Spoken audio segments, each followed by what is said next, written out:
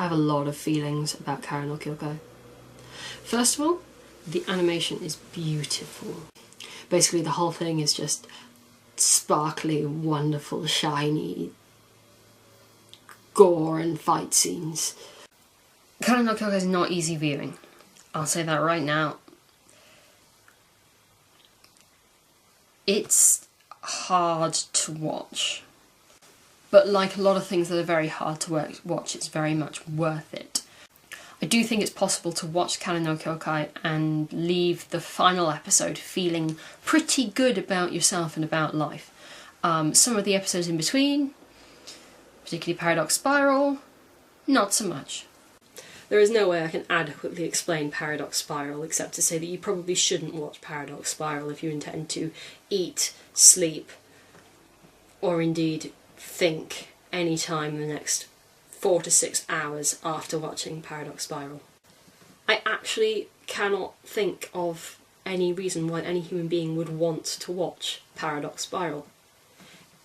But you should, because it's the best episode and it's amazing and horrible. Paradox Spiral is a thing of beauty, which is a ridiculous thing to say about something that is that horrific. I really can't even begin to explain Paradox Spiral. I can't even tell you what it's about. You have to experience it. Hopefully not before you're planning to go to bed or eat something or interact with another human being. It is magnificently constructed to make you feel as horrible as you possibly can. Or go to school. Or go to work. And this isn't a, oh, I just saw something gross, horrible. This is a deep, existential, oh God, am I even really alive? Horror. Or take a nap.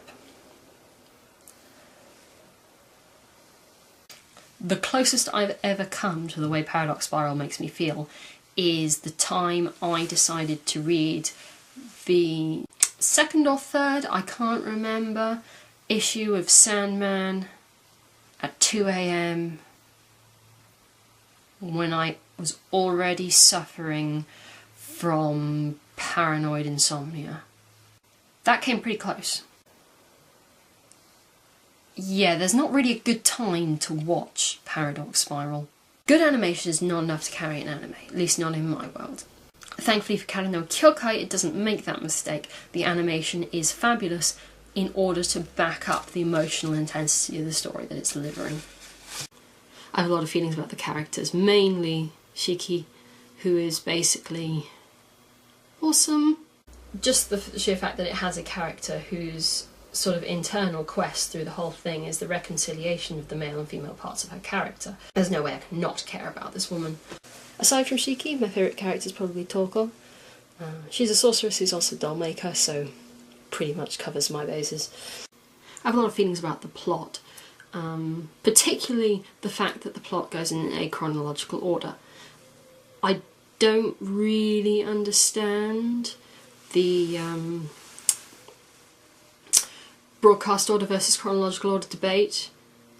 There shouldn't be a debate. You watch them in the order that you're supposed to watch them, which is broadcast order, because if you were supposed to watch them in chronological order, that would be the order they broadcast them in. It's not rocket science. Kara no Kyoukai is pretty dark.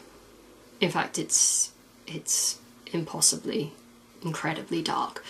If you have the slightest sense that something unpleasant happening in a series might make you uncomfortable, don't watch Kara no Kyoukai.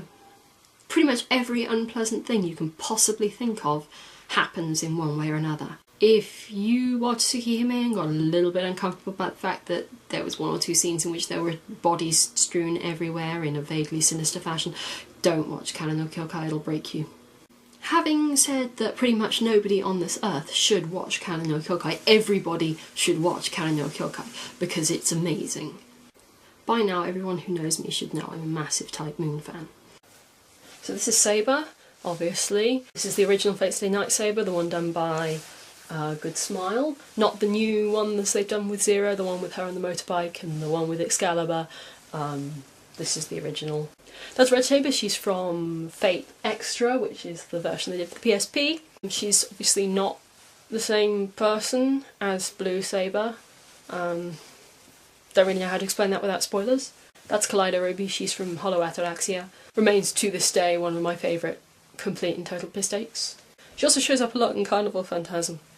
Obvious reasons. That's Akui Boonsted. She's from Tsukihime, although I think that's actually the multi-blood version of that figurine. I don't think I actually have any Zero figures yet. Obviously I really, really want that one of Saber on the motorbike, but otherwise Zero and I don't get on, so I'll stick with just Saber. You don't have to watch any Type Moon properties before you watch Karen no Kyoukai. In fact, I think it's probably a really good introduction to their work, although it sets the bar pretty damn high. Karen no Kyoukai is very linear, it's focused. Because it's only 7 films, 2 of which are double length, Karen no Kyoukai has a lot lower investment than watching a whole anime series. At least it feels that way. It actually clocks up to about the same time in minutes as a 13 episode series, but it feels shorter. The best thing about Karen no Kyoukai for me is that it's a story about broken people, and in the final episodes where they really pull it out that all these broken people are going to be okay. That's what I've always liked about Type Moon, is that in the middle of all the magic and the vampires and the ridiculous holy weapons that don't actually ever do what they're supposed to, they always are stories about people. What I really like about Karen no Kyoukai is that it's Shiki's sense of self that's being relentlessly challenged.